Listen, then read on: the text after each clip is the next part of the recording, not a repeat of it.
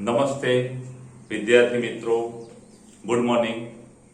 આપણે ઉર્જા પટોની વાત આગળના લેક્ચરમાં કરી અને ઉર્જા પટોમાં એક છેલ્લી વાત બેન્ડના આધારે અથવા ઉર્જા પટના આધારે વાહકો, અવાહકો અને અર્ધવાહકોમાં ઘન પદાર્થોનું વર્ગીકરણ કરો અથવા તો ઉર્જા પટના આધારે વાહકો, અવાહકો અને અર્ધવાહકો સમજાવો।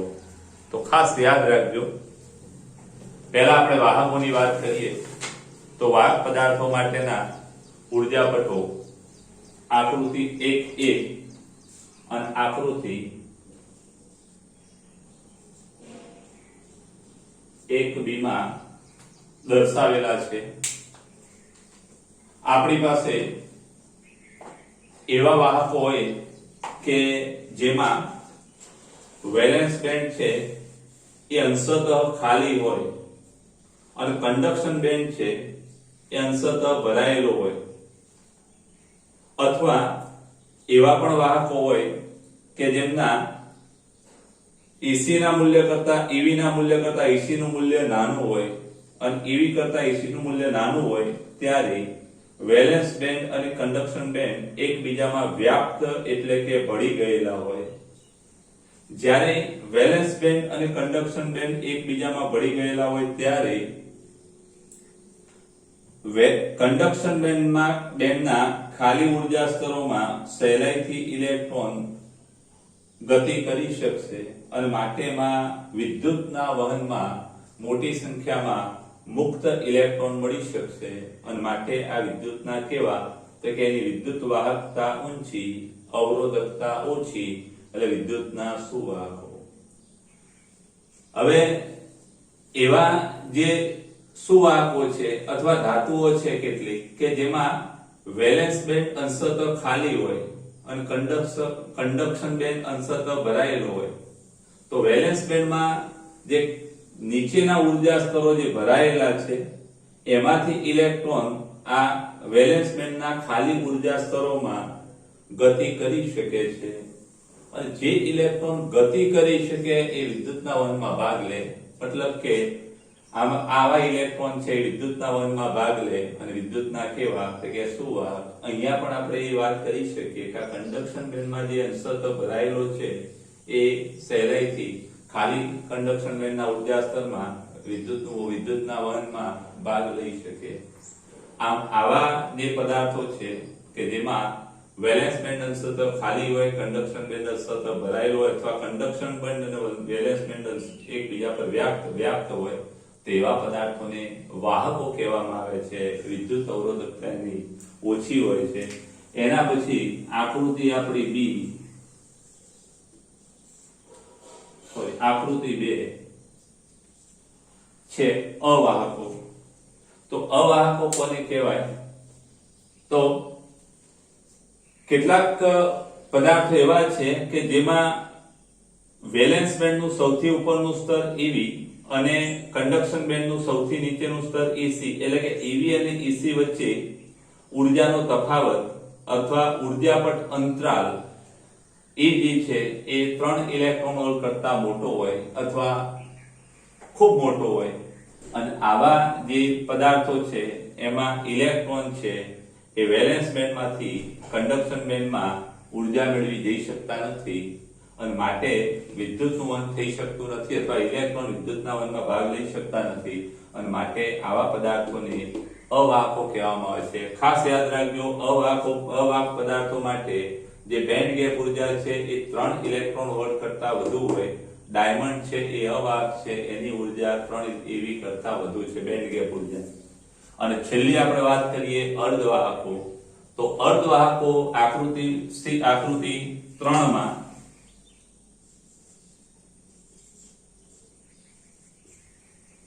અર્ધવાહકોના ઉર્જા પટો અથવા બેન્ડ દર્શાવેલા છે, જેમાં વેલેન્સ બેન્ડ સંપૂર્ણ ભરાયેલો છે અને કંડક્શન બેન્ડ સંપૂર્ણ ખાલી છે।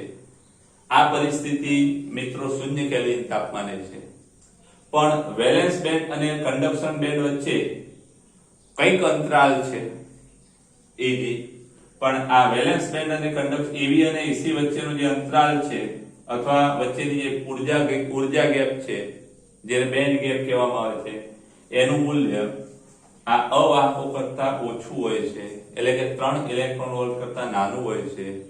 અને આવી પરિસ્થિતિમાં તાપીય ઉદ્દીપ્ત દ્વારા, એટલે કે વાતાવરણની ગરમી અથવા તાપમાને ઉષ્મીય ઉર્જા મેળવી અને આ જે ઇલેક્ટ્રોન છે એ સહેલાઈથી સંક્રાંતિ કરી કંડક્શન બેન્ડમાં જઈ શકે અને આ કંડક્શન બેન્ડમાં જતા ઇલેક્ટ્રોન છે એ વિદ્યુતના વહનમાં ભાગ લઈ શકે. અને માટે આવા જે પદાર્થો છે એ વિદ્યુતના વાહકો ખરા, પણ કેવા કે એમની વાહકતા આ વાહકો જેટલી નથી, વાહકો કરતા ઓછી છે વાહકતા, અને અવરોધકતા વાહકો કરતા વધુ છે, અને વાહકો કરતા અવરોધકતા વધુ છે. અને માટે એને શું કહેવામાં આવે છે? નહીં વાહકો અને નહીં અવાહકો, એટલે કે અર્ધવાહકો, સેમી કંડક્ટર. એટલે આને આપણે સેમી કંડક્ટર કહીશું. ખાસ યાદ રાખજો, આમાં યાદ રાખવા જેવા પોઈન્ટ કેટલા, તો કે વાહકોમાં કંડક્શન અને વેલેન્સ બેન્ડ કાં તો એકબીજા પર વ્યાપ્ત હોય, કાં તો વેલેન્સ બેન્ડ અંશતઃ ખાલી હોય, કંડક્શન બેન્ડ અંશતઃ ભરાયેલો હોય. અને અવાહકોમાં બેન્ડ ગેપ ઉર્જા છે ખૂબ મોટી હોય, વેલેન્સ બેન્ડ સંપૂર્ણ ભરાયેલો, કંડક્શન બેન્ડ સંપૂર્ણ ખાલી. એક વસ્તુ ખાસ યાદ રાખજો કે આમાં આ લીટા મારે એટલે ભરાયેલો છે એવું ના સમજતા, આમાં સમજી લેજો કે આ લીટા મારે ભરાયેલો બાકીનો ખાલી. અહીંયા પણ અર્ધવાહકોમાં પણ 0 કેલ્વિન તાપમાને કંડક્શન બેન્ડ સંપૂર્ણ ખાલી, વેલેન્સ બેન્ડ સંપૂર્ણ ભરાયેલો, પણ તાપમાન વધે તો આ ઉર્જા અહીંથી ઇલેક્ટ્રોન સંક્રાંતિ કરી જઈ શકે અને વિદ્યુતના વહનમાં ભાગ લઈ શકે. તો આ જરા સ્ક્રીનશોટ લઈ અને તમે આ આકૃતિઓ ખાસ પાડી દેજો અને લેક્ચર 2-3 વાર સાંભળી લેજો. હવે આ જે અર્ધવાહક છે પ્રાથમિક અથવા મૂળભૂત, જેને ઇન્ટેન્સિક અર્ધવાહક પણ કહેવામાં આવે છે, અંતર્ગત અર્ધવાહક, કે જેમાં આપણે હજુ અશુદ્ધિ ઉમેરી નથી, એને આપણે સહસંયોજક બંધના સંદર્ભમાં, એટલે કે પેલો બેન્ડ હતો અને આ બંધ જેને કહેવામાં આવે છે બોન્ડ, એટલે કે બોન્ડવાદના આધારે આનું સ્ફટિક બંધારણ આપણે સમજીએ. આ સિલિકોન છે એ ટેટ્રાવેલેન્ટ છે, સિલિકોન અને જર્મેનિયમ ટેટ્રાવેલેન્ટ છે.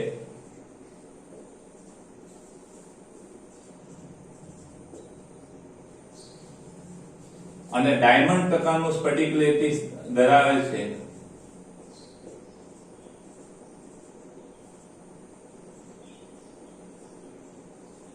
સ્ફટિક બંધારણ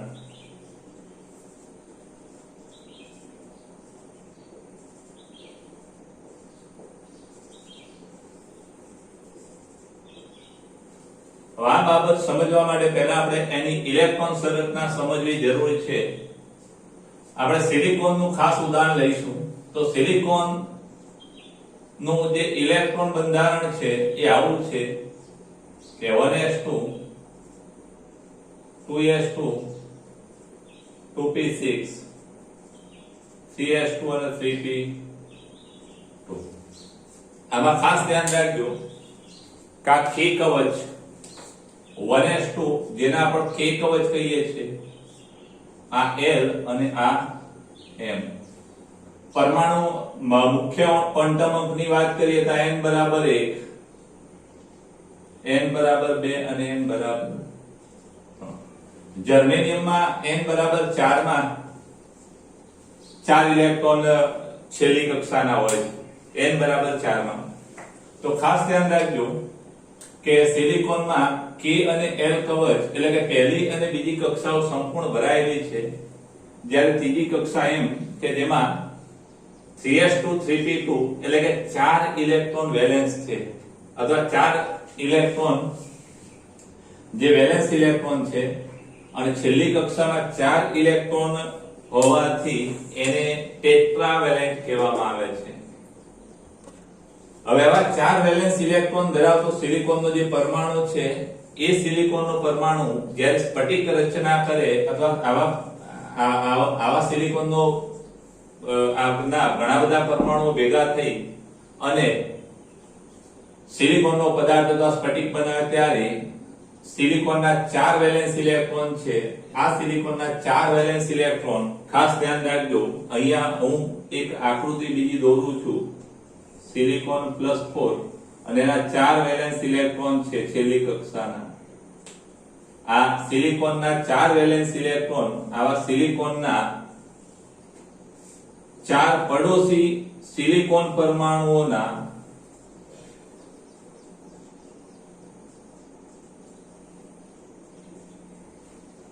એક ઇલેક્ટ્રોન સાથે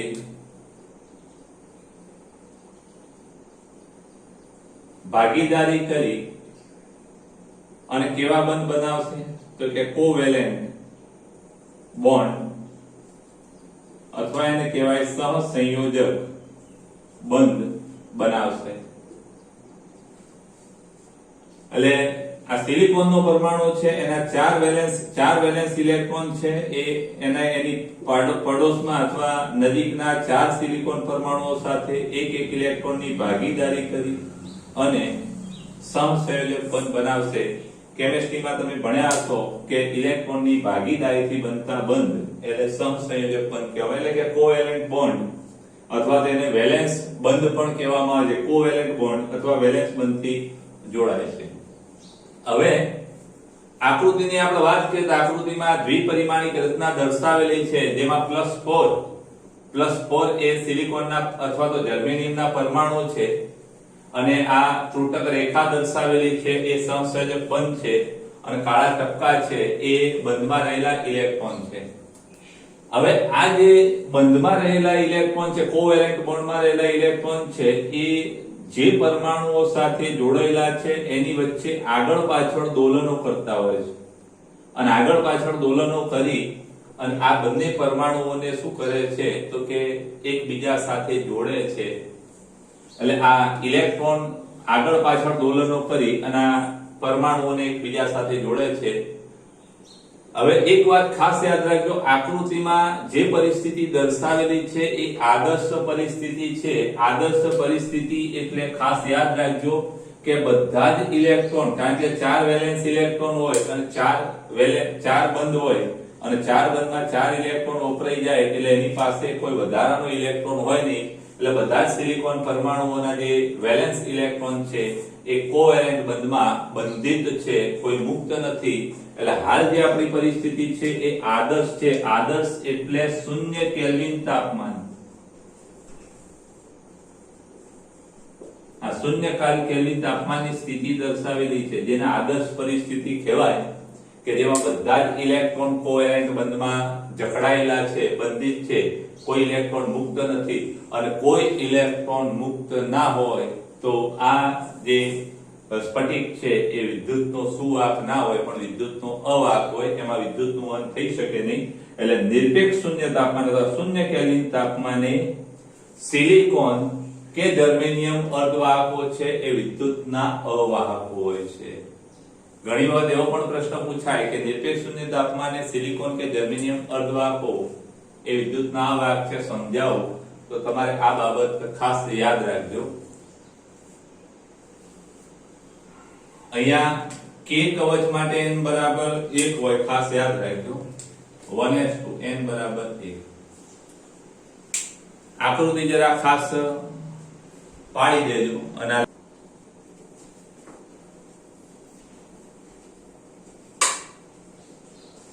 હવે આ જે શુદ્ધ અર્ધવાહક છે એમાં હોલ એ શું છે, હોલની સંકલ્પના અથવા હોલને વ્યાખ્યાયિત કરો.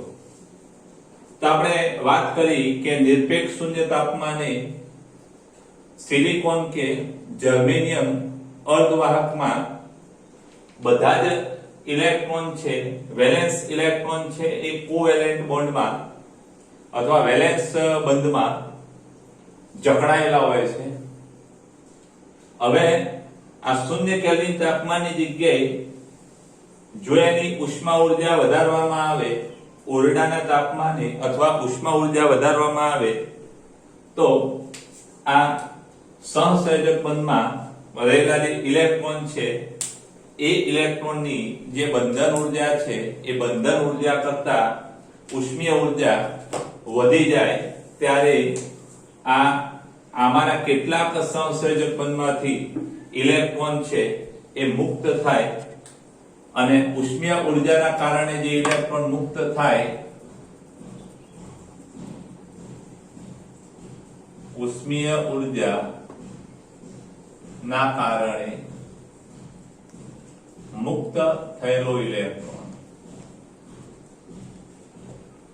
આ ઉષ્મીય ઉર્જાના કારણે ઇલેક્ટ્રોન મુક્ત થયો ક્યાંથી મુક્ત થયો તો કે આ સહસંયોજક બંધમાંથી મુક્ત થયો એટલે એ જે સહસંયોજક બંધ છે એમાં એક ખાલી જગ્યા પડશે આને આપણે સ્થાન 1 કહીશું સ્થાન 1 અને આ સ્થાન 1 માંથી ધારો કે કોઈ સહસંયોજક બંધ તૂટે અને અહીંથી ઇલેક્ટ્રોન મુક્ત થાય ઉષ્મીય ઉર્જાના કારણે તો તે વિભાગમાં એક ખાલી સ્થાન પડશે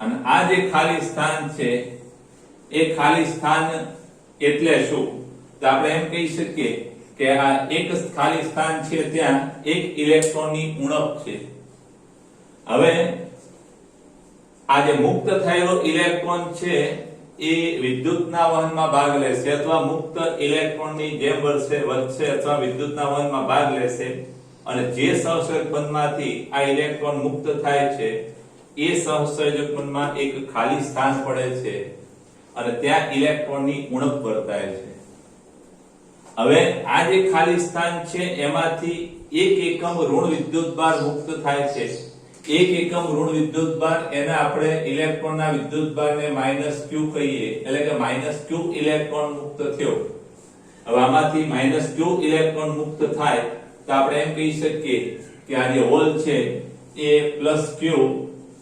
વિદ્યુતભાર ધરાવતું હોય એવું આપણે ગણી શકીએ +q વિદ્યુતભાર ધરાવતો અહીંયા હોય એવું આપણે ગણી શકીએ હવે અહીંયા આ જે ખાલી જગ્યા છે એમાં છે કશું નહીં પણ ક્યાંક બીજા સહસંયોજક બંધમાં ભંગાણ સર્જાય તેવા ઇલેક્ટ્રોનને આકર્ષવાની વૃત્તિ ધરાવે અને માટે એમ કહી શકાય કે આવા ઇલેક્ટ્રોનને આકર્ષે તો આ હોલ ત્યાં જાય એટલે વિદ્યુતના વહનમાં આ પણ ભાગ લે અને આ જે ખાલી જગ્યા છે વિદ્યુતના વહનમાં ભાગ લે અને આ જે ખાલી જગ્યા છે એને શું કહેવામાં આવે છે તો કે હોલ કહેવામાં આવે છે ખાસ ધ્યાન રાખજો આ હોલ છે એ ત્યાં કોઈ જ કણ નથી અથવા તો એ હોલ છે કોઈ જ વિદ્યુતભાર ધરાવતો નથી પણ આપણે આ હોલને +q વિદ્યુતભાર ધરાવતા આભાસી સ્થાન અથવા આભાસી કણ તરીકે ગણી શકીએ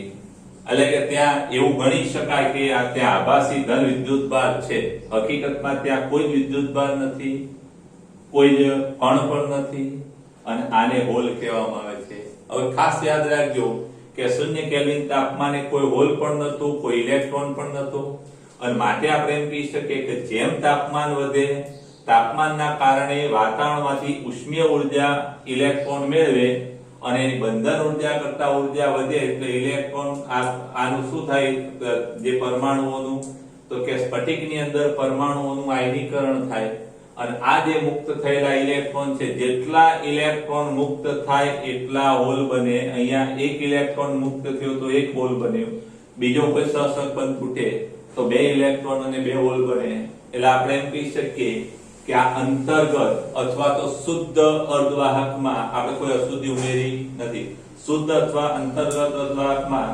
હોલની સંખ્યા અને મુક્ત ઇલેક્ટ્રોનની સંખ્યા સમાન હોય છે એટલે આપણે એમ કહી શકીએ કે હોલની સંખ્યા ઘનતા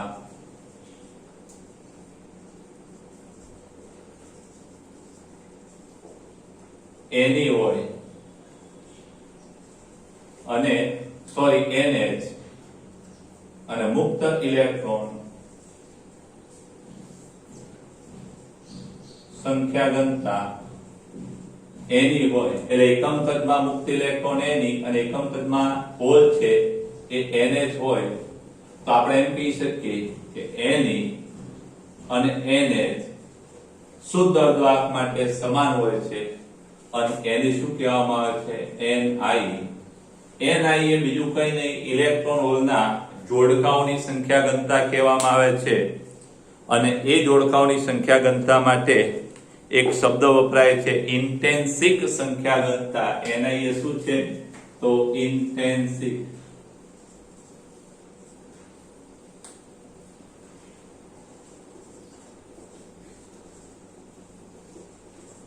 ઇન્ટેન્સિક સંખ્યા ઘનતા એટલે કે શુદ્ધ અર્ધવાહકમાં જે વાહકો મળે, શુદ્ધ અર્ધવાહકમાં જે વાહકો મળે એ વાહકોની સંખ્યા ઘનતા. ખાસ યાદ રાખજો, હોલની સંકલ્પના પૂછાય તો તમારે આ સ્ક્રીનશોટ લઈ લેજો.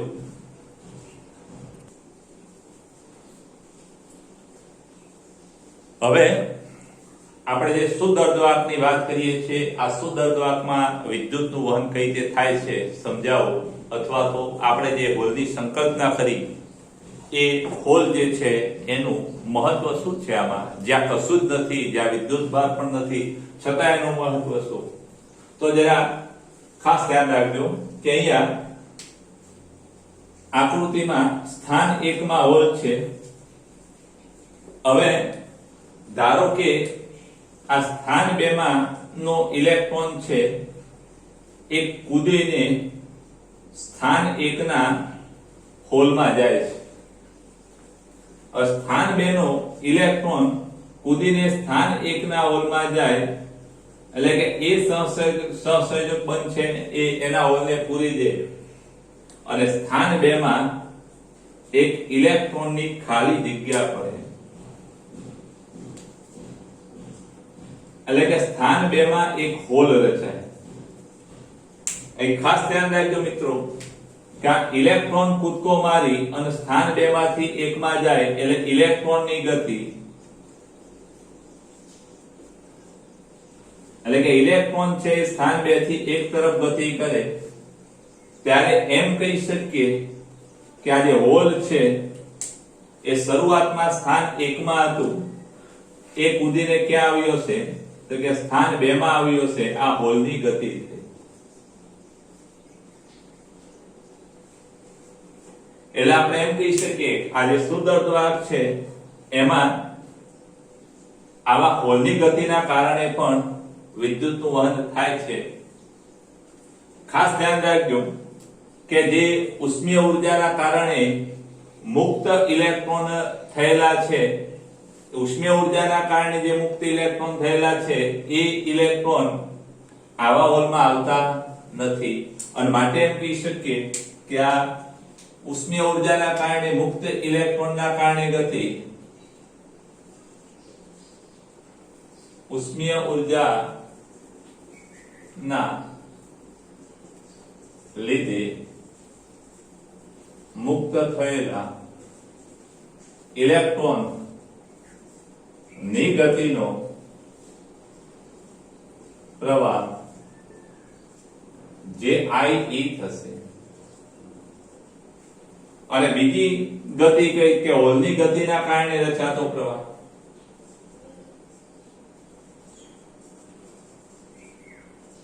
તો હોલની ગતિના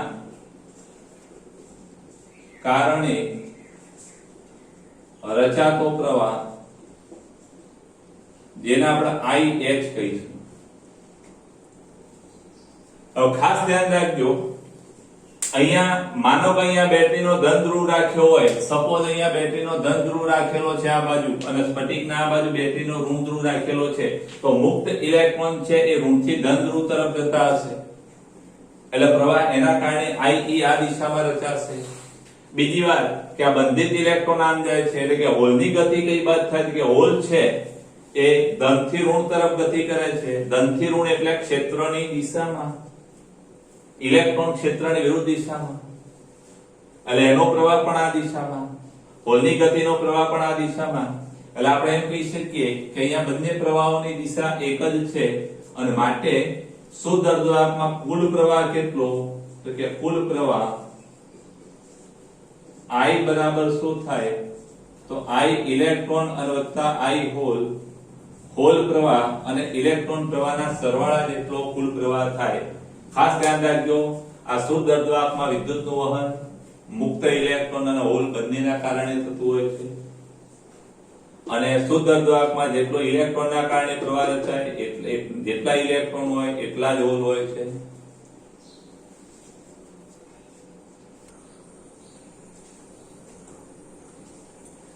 હવે એક આગળની વાત કે શુદ્ધ અર્ધવાહકના તાપમાન સાથે બેન્ડમાં થતા ફેરફાર.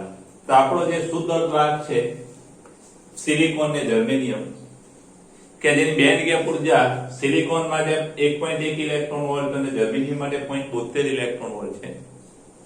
એમાં તાપમાન સાથે બેન્ડમાં એટલે કે ઉર્જા પટોમાં શું ફેરફાર થાય છે? તો ખાસ ધ્યાન રાખજો કે આ સિલિકોન કે જર્મેનિયમ માટે અથવા શુદ્ધ અર્ધવાહક માટે 0 કેલ્વિન તાપમાન માટેનો ઉર્જા પટ અથવા તો બેન્ડ આકૃતિમાં દર્શાવેલો છે. આપણે આકૃતિ A કહીશું અને આકૃતિ આપણે B કહીશું. તો 0 કેલ્વિન તાપમાને આ સિલિકોન કે જર્મેનિયમ એટલે કે શુદ્ધ અર્ધવાહક માટે બેન્ડ અથવા તો ઉર્જા પટો આકૃતિમાં દર્શાવેલા છે. આકૃતિમાં દર્શાવેલા છે જેને આદર્શ પરિસ્થિતિ પણ કહેવાય છે. અહીંયા 0 કેલ્વિન તાપમાને એનો જે વેલેન્સ બેન્ડ છે બધા જ ઇલેક્ટ્રોન છે એ વેલેન્સ બેન્ડમાં છે એટલે કે વેલેન્સ બેન્ડ સંપૂર્ણ ભરાયેલો છે અને કન્ડક્શન બેન્ડ છે એ સંપૂર્ણ ખાલી છે અને માટે એમાં વિદ્યુતનું વહન થતું નથી. એટલે આપણે એમ કહી શકીએ કે આ 0 કેલ્વિન તાપમાને આ કેવા છે? અર્ધવાહક કેવો છે કે અવાહક તરીકે વર્તે. 0 કેલ્વિન તાપમાને આ અર્ધવાહક છે એ અવાહકની જેમ વર્તે. તમે અહીંયા નહીં લખતા તો તમને ખ્યાલ આવે એટલા માટે. હવે જો આપણે તાપમાન વધારીએ તો વાતાવરણના તાપમાનમાંથી અથવા વાતાવરણમાંથી ઉષ્મા ઉર્જા મેળવે આ ઇલેક્ટ્રોન અને ઇલેક્ટ્રોન ઉષ્મા ઉર્જા મેળવી અને આ જે વેલેન્સ બેન્ડ છે એ વેલેન્સ બેન્ડમાં રહેલા સૌથી ઉપરની ઉર્જાના ઇલેક્ટ્રોન છે એ ઇલેક્ટ્રોન સક્રાંતિ કરી અથવા કૂદકા મારી અને કન્ડક્શન બેન્ડમાં જશે. આ આપણો કન્ડક્શન બેન્ડ છે. કન્ડક્શન બેન્ડના સ્તરોમાં જશે અથવા કન્ડક્શન બેન્ડમાં જશે કૂદકા મારી અથવા સક્રાંતિ કરી. હવે વેલેન્સ બેન્ડમાંથી કન્ડક્શન બેન્ડમાં જે ઇલેક્ટ્રોન જાય કન્ડક્શન બેન્ડમાં ખાલી ઉર્જા સ્તરો ઘણા બધા છે અને માટે આ ઇલેક્ટ્રોન કન્ડક્શન બેન્ડમાં ગયા છે એ મુક્ત ઇલેક્ટ્રોનની જેમ વર્તશે જે વિદ્યુતના વહનમાં ભાગ લેશે. વેલેન્સ બેન્ડના ઉપરના સ્તરમાંથી જેટલા ઇલેક્ટ્રોન કન્ડક્શન બેન્ડમાં જશે એટલા જ વેલેન્સ બેન્ડમાં શું રચાશે? તો ઇલેક્ટ્રોનની ઉણપ વર્તાશે અથવા વેલેન્સ બેન્ડમાં એટલા જ હોલ રચાશે. એટલે અહીંયા આપણે એમ કહી શકીએ કે આ ઇલેક્ટ્રોન પણ વિદ્યુતના વહનમાં ભાગ લેશે, વેલેન્સ બેન્ડમાંના હોલ પણ વિદ્યુતના વહનમાં ભાગ લેશે અને આ શુદ્ધ અર્ધવાહકમાં કન્ડક્શન બેન્ડમાં જેટલા નંબર ઓફ ઇલેક્ટ્રોન હોય એટલા જ વેલેન્સ બેન્ડમાં નંબર ઓફ હોલ હોય અને એટલી જ ઇલેક્ટ્રોન અને હોલની શું હોય? તો કે જોડીઓ હોય. તો ખાસ યાદ રાખજો આ શુદ્ધ અર્ધવાહકમાં તાપમાન સાથે જે એના બેન્ડમાં ફેરફાર થાય એ તમે ખાસ આ બે આકૃતિ દોરી અને સમજાવજો. Eg નું મૂલ્ય કેટલું હોય છે? તો 3 ઇલેક્ટ્રોન વોલ્ટ કરતા ઓછું. સિલિકોન માટે 1.1 ઇલેક્ટ્રોન વોલ્ટ અને જર્મેનિયમમાં 0.72. ખાસ ધ્યાન રાખજો આ જે સહસંયોજક બંધમાં જે ઇલેક્ટ્રોન છે સહસંયોજક બંધમાંના ઇલેક્ટ્રોનને પણ મુક્ત કરવો હોય તો સિલિકોન માટે આટલી ઉર્જા જોઈએ અને જર્મેનિયમ માટે આટલી. જે ઇલેક્ટ્રોન સહસંયોજક બંધમાંથી મુક્ત થાય છે આયનીકરણ પામી ઇલેક્ટ્રોન મુક્ત થાય એ ઇલેક્ટ્રોન અહીંયા આપણે કન્ડક્શન બેન્ડમાં દર્શાવીએ છીએ, બીજું કંઈ છે નહીં. ત્યાં મુક્ત ઇલેક્ટ્રોન તરીકે દર્શાવીએ. આ ખાસ ધ્યાન રાખજો શુદ્ધ અર્ધવાહકમાં તાપમાન સાથે બેન્ડમાં થતા ફેરફાર એમાં આટલી જ વાત છે. આ વાત અલગ છે, આગળના પ્રશ્નો માટે મેં રાખેલી છે એટલે તમારે આટલી વસ્તુ જ આ બેન્ડમાં થતા ફેરફાર માટે યાદ રાખવાની.